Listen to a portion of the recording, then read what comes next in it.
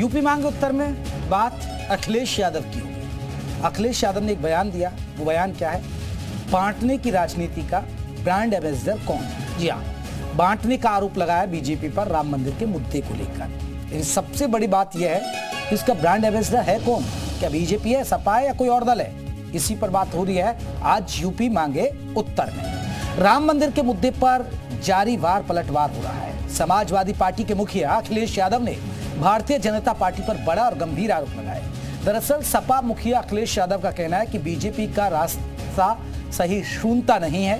BJP समाज को बांटने की रणनीति पर काम कर रही है। इतना ही नहीं, अखिलेश यादव ने एक बार फिर बीजेपी सरकार की एनकाउंटर पॉलिसी पर सवाल उठाते हुए कहा कि बीजेपी अपनी नाकामी छिपाने के लिए एनकाउंटर नीति का सहारा ले रही है। अखिलेश यादव ने पीडीए का भी राग अलापते हुए बीजेपी पर आरोप लगाए कि सरकार में पीडीए के साथ सबसे ज्यादा भेदभाव हो रहा है।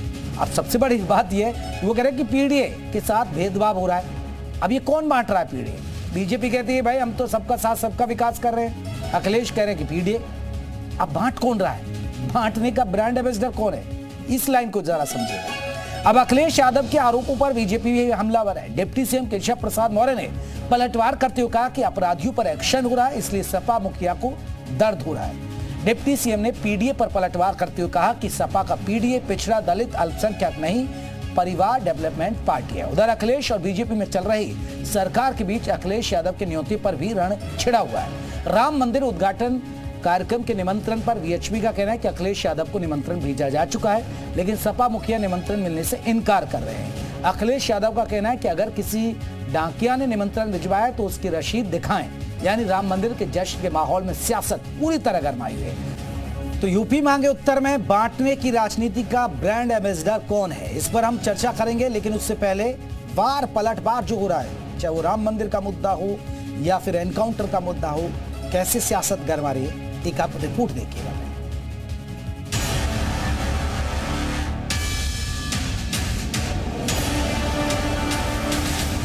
जो भारतीय जनता पार्टी ने रास्ता अपनाया है वो समाज को बांटने का है, टॉलरेंस का रास्ता नहीं है।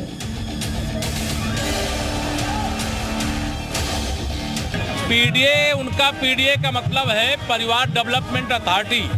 उनका पीडीए का मतलब पिछड़ा और दलित अथवा अल्पसंख्यक नहीं है।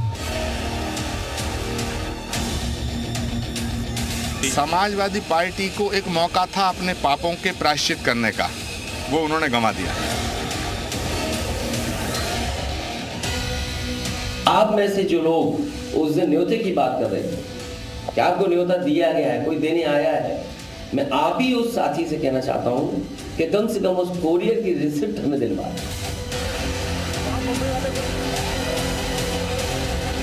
कोई इसलिए इनकार कर दे कि वो डाकिए को नहीं जानता, हो सकता है अखिलेश जी को कोई इससे अच्छा कारण न सूझा हो।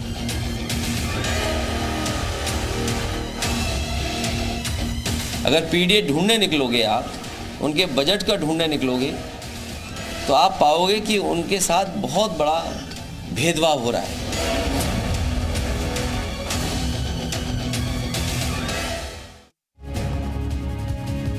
तो आज के हमारे महत्वपूर्ण सवाल जिन पर आज हम चर्चा करने जा रहे हैं, और हमारा जो पहला सवाल ये है, कौन कर रहा है समाज को बांटने की राजनीति?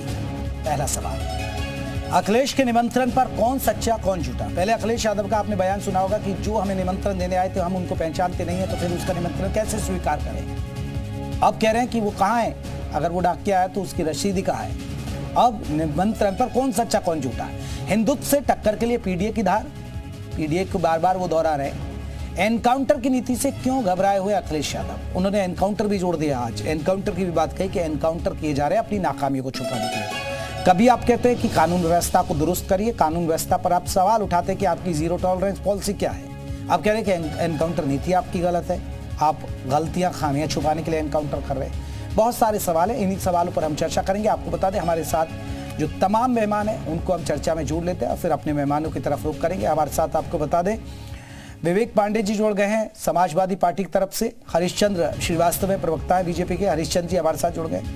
और आपको बता दें कि हमारे साथ सचिन रावत है प्रवक्ता हैं कांग्रेस के, वो भी हमारे साथ जुड़ेंगे। विजय उपाध्याय राजनीतिक विश्लेषक है, वो हमारे साथ जुड़ेंगे। तो सभी को हम चर्चा में शामिल करेंगे और सभी से हम चर्चा करेंगे।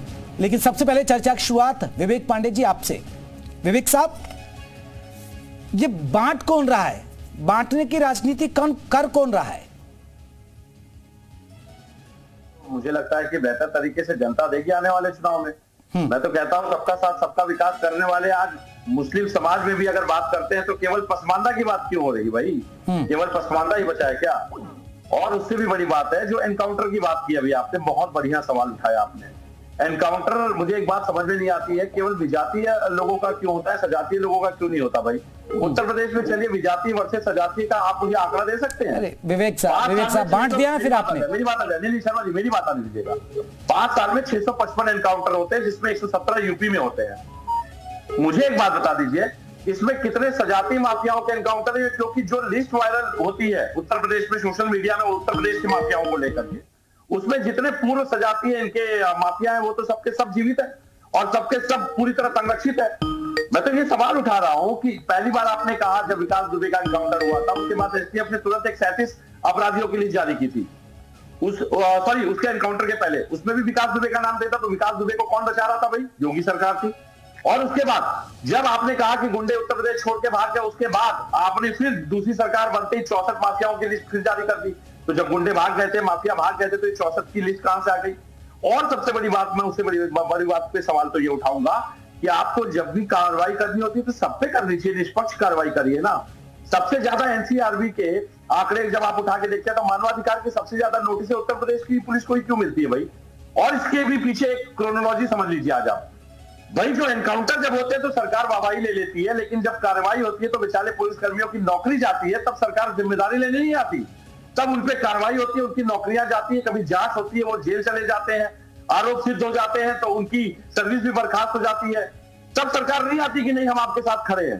परिवार उनके उतरते हैं क्योंकि सरकारी दबाव में काम उनको करना पड़ता है। तो अब आप एनकाउंटर पर भी चलिए, अब राम मंदिर के मुद्दे पर निमंत्रण पर तो आप कह ही रहे बांटने की राजनीति हो रही है, लेकिन अब आप एनकाउंटर पर भी बांटने की बात कर रहे हैं, तो बांट तो आपको नहीं लग रहा कि आप लोग बांट रहे हैं? आप बताइए, पहले आप कहते, पहले एक बात सुनिए सर, निमंत्रण पर आते, पहले निमंत्रण पर आते फिर एनकाउंटर पर आते हैं। आप लोगों की तरफ से बयान आता है निमंत्रण पर कि कौन आया था, हम जिनको जानते नहीं उनका हम निमंत्रण स्वीकार कैसे करते। अब आज अखिलेश यादव कह रहे हैं कि भाई वो कहां है जो निमंत्रण, उसकी आप डाक रसीदी दिखा दीजिए। अब सबसे बड़ी बात है कि आप निमंत्रण से ही भाग रहे हैं, निमंत्रण को लेकर कंफ्यूजन है, क्योंकि आपको कंफ्यूजन दिखाना है, क्योंकि आपको मुस्लिम वोट चाहिए, तो बांटने का पहला पड़ाव तो आपने यहां शुरू कर दिया। अब एनकाउंटर पर आप खुद ही अपने बयान में कह रहे हैं कि देखिए कौन कितने लोग हैं, किसके कौन सी जाति के, आप यहां बांटने का काम कर रहे हैं। सर जवाब दे दूं? जी हाँ चलिए, अब मैं दोनों का जवाब दे देता हूं। पहले सवाल पे आते हैं। मैं ये पूछता हूं कि आज राम मंदिर की कमेटी बनी है तो विश्व हिंदू परिषद के लोग कौन होते हैं, आरएसएस के लोग कौन होते हैं, भाजपा के लोग कौन होते हैं सवाल उठाने वाले? ये सवाल राम मंदिर कमेटी को उठाना चाहिए था कि हमने निमंत्रण दिया लेकिन हमने अस्वीकार कर दिया। तो ये सवाल अगर राम मंदिर कमेटी उठाती तो मुझे लगता है सवाल जायज था, और इसको भी मैं आज स्पष्ट कर देता हूं। हमारे चारों पीठों के आदिदेव जगत गुरु शंकराचार्य जब तक राम मंदिर में कदम नहीं रखेंगे, अयोध्या की धरती पे कदम नहीं रखेंगे, हम उनके पीछे उनके साथ जाएंगे लेकिन उनके पहले नहीं जाएंगे। ये मेरा वक्तव्य ऑन रिकॉर्ड ले लीजिएगा कि चारों पीठों के हिंदुओं के एक थोड़ा कंफ्यूजन कर लीजिए विवेक जी। दो शंकराचार्यों ने स्वागत किया, दो ने सवाल उठाए, ये थोड़ा कंफ्यूजन आप भी दूर कर लीजिएगा। नहीं कोई कंफ्यूजन नहीं है।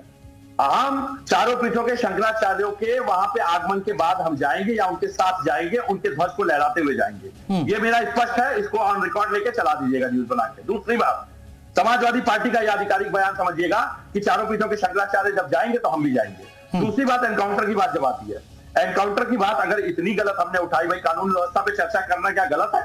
उत्तर प्रदेश में जिस तरह ध्वस्त कानून व्यवस्था के एनसीआरबी ने आंकड़े जारी किए, आप उसको भी अस्वीकार करेंगे? चैनल फिर अब यही तो बात है ना सर, आप एक तरफ कह रहे हैं कि एनसीआरबी में यूपी की स्थिति खराब है, फिर कहते हैं आप एनकाउंटर मत करिए, एनकाउंटर गलत करे क्या? फिर सरकार को बता दीजिए, आप सुझाव दे दीजिए। आप किसी को भी पकड़ के एनकाउंटर कर देंगे? अरे सर किसको मार देंगे? ऐसे थोड़े मार देगी सरकार। अरे नहीं, एक मिनट, आप ये ऑन रिकॉर्ड कह रहे हैं कि उत्तर प्रदेश में फर्जी एनकाउंटर नहीं हो रहे हैं, आप ये ऑन रिकॉर्ड स्वीकार करने के लिए तैयार है क्या? बताइए। तो सर आप जाइए ना, कोर्ट का दरवाजा खटखटाइए, आप क्यों नहीं खटखटाते? आप लड़ाई लड़िए ना। आपको सर 111 सीटें दी है यहाँ की जनता ने, आप क्यों नहीं लड़ाई लड़ रहे हैं? एनकाउंटर नहीं हो रहे हैं, तो इस बात को चलिए एनसीआरबी के आंकड़ों के साथ मैं चैलेंज करने के लिए तैयार हूं। कल मानवाधिकार आयोग पहुंचते हैं। चलिए हरीशचंद्र श्रीवास्तव जी को लाते, वही देंगे आपकी बात का जवाब। श्रीवास्तव साहब, बिल्कुल लाइए, आंकड़ों के साथ लाइएगा। लेकिन श्रीवास्तव साहब, आप सुन पा रहे? सुन पा रहा हूं। एनकाउंटर पर सवाल, आमंत्रण पर सवाल, न्योता जो दिया गया सिर्फ आप लोग बांट रहे हैं। एनकाउंटर में भी आप बांटने की राजनीति हो रही है, और आप निमंत्रण जो अयोध्या में राम मंदिर की प्राण प्रतिष्ठा हो रही है उसमें भी बांटने की कर रहे हैं। आप वो सुना भी रहे थे, आंकड़े बता रहे हैं कि देखिए कितने जाति के लोगों के कैसे एनकाउंटर किए जा रहे हैं। देखिए, पहली बात तो यह है कि जिनका आरोप है उनके दल से ज्यादा जात पात में किसी ने समाज को बांटा नहीं। अभी मैं उनके प्रवक्ता को सुन रहा था, वो अपराधियों को भी जात पात में बांट रहे थे, माफियाओं को भी जात पात में बांट रहे थे।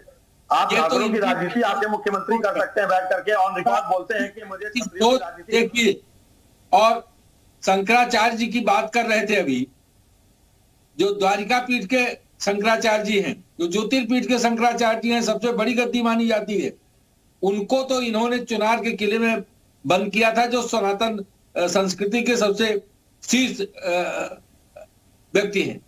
और आज ये कह रहे हैं कि साहब वो तो शंकराचार्य जी के साथ में जाऊंगा, और राम के लिए ये निमंत्रण खोज रहे हैं। अरे राम के प्रति जिनकी आस्था है, जिनकी भक्ति है, वो तो दौड़े इस जाड़े में, ठंड में, अपने आप पैदल और साइकिल से, जिस भी जो साधन जिसके पास से पहुंच रहे हैं। अगर वास्तव में आपकी सनातन संस्कृति और राम के प्रति भक्ति होती तो आप न तो निमंत्रण की बात करते, न हर कार्य की बात करते कि कौन निमंत्रण देने आया था। अरे राम जी का निमंत्रण था, कोई देने आया था। अगर आपकी राम में आस्था है, भारतीय संस्कृति में आस्था है, बहुसंख्यक जो समाज है, और बहुसंख्यक समाज तो छोड़िए, राम भक्तों में मुस्लिम समाज के बहुत सारे लोग हैं। पूरी दुनिया में मुस्लिम समाज और अन्य पंथों में राम के भक्त मिल जाएंगे आपको। आप उसका आपके लिए सम्मान नहीं है। आप नई अवधारणा देते हैं, हमारे तो आराध्य पीडीए हैं। अरे साहब, आप जब सरकार में थे तो पीडीए जिस पीडीए की बात कर रहे हैं, ठीक है, उनका समायोजन आपने किया। ठीक है, मैं आऊंगा। अरे विवेक जी अभी रुकिए ना, आप सुन नहीं पा रहे। विवेक जी आएंगे। सचिन रावत जी को भी चर्चा में जोड़ लेता हूं।